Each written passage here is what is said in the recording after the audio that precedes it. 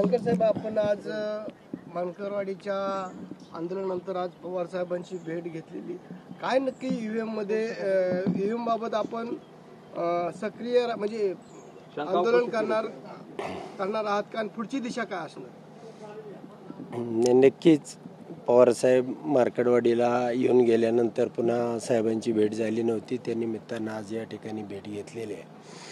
मार्केटवाडीच्या विषयानं ज्या पद्धतीनं आम्ही खोलामध्ये गेलो त्या पद्धतीनं ज्या बूथवरती मला 31 मतं दाखवलेली होती आणि त्यांना 400 मतं दाखवलेली होती, त्या ठिकाणच्या लोकांनी स्वतः येऊन प्रतिज्ञापत्र करून म्हणजे ॲफिडेविट करून त्या ठिकाणी मला दिलेले आहेत. मी निवडणूक आयोगाकडं येणाऱ्या 4 दिवसामध्ये राहुल गांधी आहेत, पवारसाहेब आहेत, निवडणूक आयोगाकडं आम्ही जाणार आहोत आणि त्यांना ही सगळी प्रक्रिया दाखवणार आहोत. शिवाय यामध्ये जी गडबड केलेली आहे त्यांनी, जी मशीनमध्ये कंट्रोल बॉक्समध्ये गडबड करतात, पण टेक्निकली आम्हाला ते समजून येत नाही.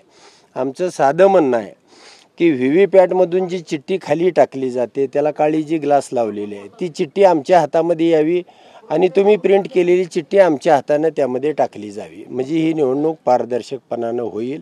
आता जी निवडणूक घेतलेली आहे या सरकारनं, त्यामध्ये जवळजवळ 150 मतदारसंघामध्ये यांनी गडबडी केलेल्या आहेत. यांचे मतदारसंघ किती आलेले आहेत पूर्ण सखोल माहिती काढल्यानंतर अजितदादासुद्धा या मतदारसंघामध्ये 20,000 मतांनी पराभूत आहेत. जवळजवळ अजितदादांनी त्यामध्ये 1,80,000 जी मतं पडलेली आहेत त्यापैकी 1/3 म्हणजे 2:1 असं प्रपोर्शन इथं सुद्धा लावलेलं होतं.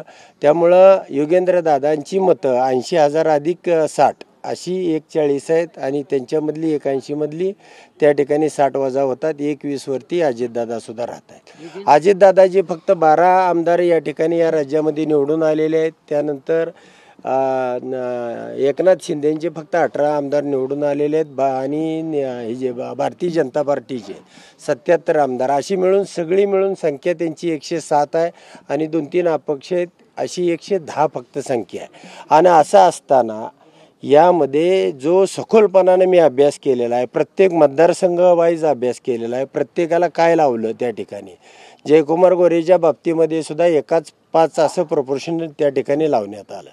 जयकुमार गोरेंना मतं आहेत 1,48,000 आणि त्या ठिकाणी गार्गेंना मतं आहेत 1,03,000, तर त्या ठिकाणी त्यांची सुद्धा 30,000 मतं ही ह्यांना म्हणजे गार्गेंची त्यांनी चोरली.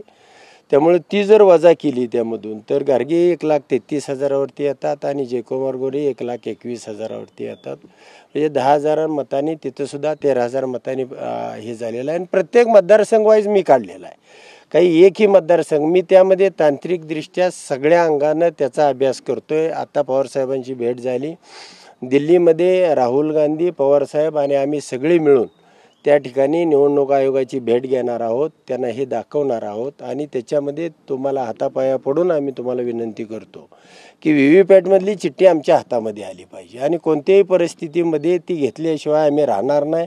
या सरकारनं राजीनामा दिला पाहिजे. तुम्ही देत नसाल तर त्या माळशिरसमध्ये मी राजीनामा द्यायला तयार आहे, त्या ठिकाणी पोटनिवडणूक ही घेतली पाहिजे.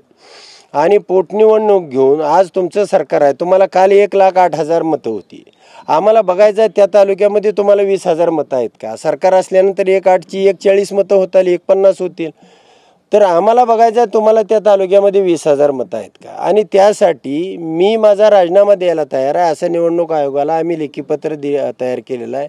आज पवारसाहेबांकडे मी ते दिलेलं आहे.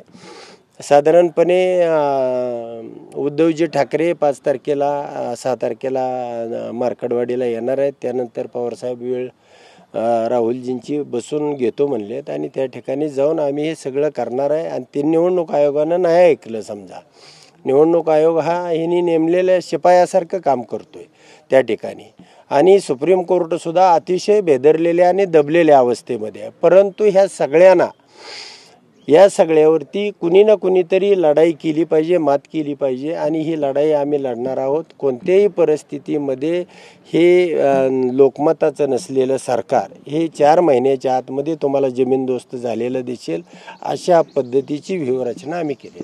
एकीकडे म्हणता आहात की अजित पवार बारामतीमध्ये 20,000 मतांनी पडलेले, मात्र दुसरीकडे योगेंद्र पवारांनी मतपडताळणीसाठी अर्ज केला होता परंतु तो माघार घेतला. त्यांनी शंका उपस्थित केली नाही तुम्हाला व्हीव्ही पराभव मान्य केला असं तुम्हाला वाटतं? त्या बाबतीमध्ये योगेंद्र दादांबरोबर माझी चर्चा झाली, पवार साहेबांबरोबरही झाली. व्हीव्हीपॅटमधली संख्या, पहिलं मत आपण बटन दाबल्यानंतर ते कंट्रोल बॉक्सला जात होतं, आता बटन दाबल्यानंतर ते पहिल्यांदा व्हीव्हीपॅटला जाते. व्हीव्हीपॅटमधून कशा पद्धतीने चिठ्ठी छापली जाते, साधारणपणे पहिल्यांदा कुणी गेला, समजा घड्याळाचं बटन दाबलं, घड्याळाचं बटन दाबल्यानंतर तुम्हाला घड्याळाची चिठ्ठी दिसते, त्या ठिकाणी लाईट लागली जाते आतमध्ये, आणि ती जी काच आहे ती हिची आहे, गॉगल ग्लास आहे. त्यानंतर तुम्ही ह्याला तुतारी वाजवणाऱ्या माणसाला मत द्यायला 4 लोक बरोबर गेली, 4ही मतं टाकली.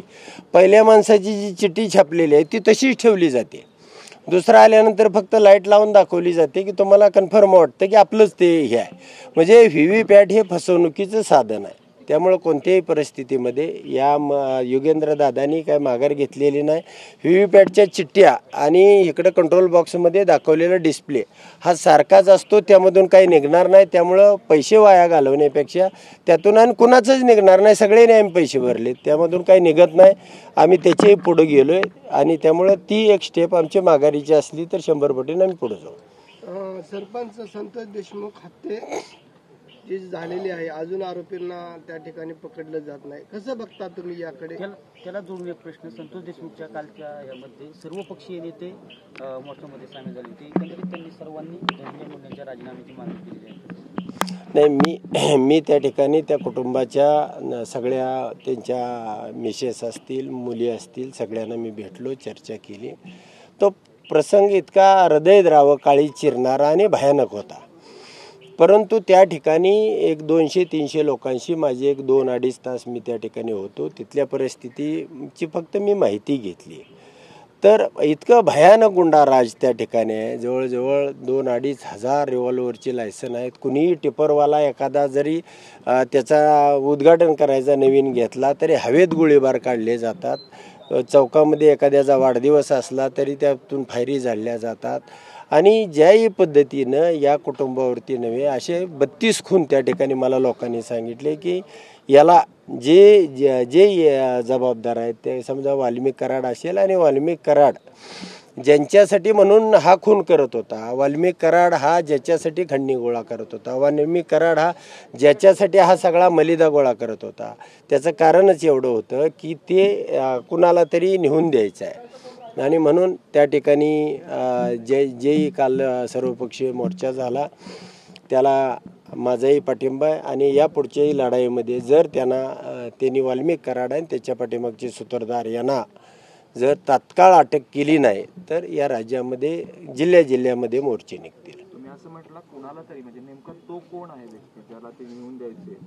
नाही, आता त्यांनी नेमणूकच केले. पंकजाताईंनी सांगितलेलंच आहे ना त्याला की हा मंत्रीपद ह्यांनी कोणाला तरी चालवाय दिलंय. धनंजय मुंडेच ह्याचा करता करविता आहे. आणि ह्या सगळ्या प्रकरणापाठीमागं ज्यांनी ताकद दिली तो सुद्धा तेवढाच गुन्हेगार आहे. आणि राजकीय वरदहस्त असल्याशिवाय इतके खून, इतके मारामाऱ्या, इतकी खंडणी, रोज 1 कोटी रुपये घेतले घरी घेऊन गेल्याशिवाय हा वाल्मिक कराड झोपत नव्हता, असं ते बीड जिल्ह्यामध्ये सगळ्या लोकांच्या माहितीमध्ये. म्हणजे 1000 रुपये जरी कमी असला तरी कोणाचा तरी हातपाय मोडून ये आणि त्याचे पैसे घेऊन ये किंवा एखादा खून करून ये, इतकं चिल्लर काम. त्याला 1 कोटीला 1 लाख कमी असतील तरी त्या दिवशी त्याला झोप येत नव्हती. म्हणजे हा प्रकार ह्या राज्यामध्ये घडत असताना हा काही एका दिवसामध्ये घडला नाही. ह्याच्यामध्ये राजकीय ताकदी किंवा वरदहस्त असल्याशिवाय हे घडू शकत नाही. राज्यातील एवढा समाज काल रस्त्यावरती उतरला असताना राज्य सरकार डोळेझाक करते असं वाटते? नाही, डोळंझाक नाही, तर राज्य सरकारनंच हे तयार केलेले गुंड आहेत. आणि आता त्याच्यावरती कारवाई करायची. उद्या राजकारण त्यांचं गडबड होईल, यांची सत्ता जातील. आणि फक्त आता EVMच्या माध्यमातून यांना ही सत्ता मिळालेली आहे, ही काही लोकमताची सत्ता नाही. त्यामुळं नक्कीच राज्य सरकारच्या ताकदीशिवाय, मत्तीशिवाय हे घडू शकत नाही.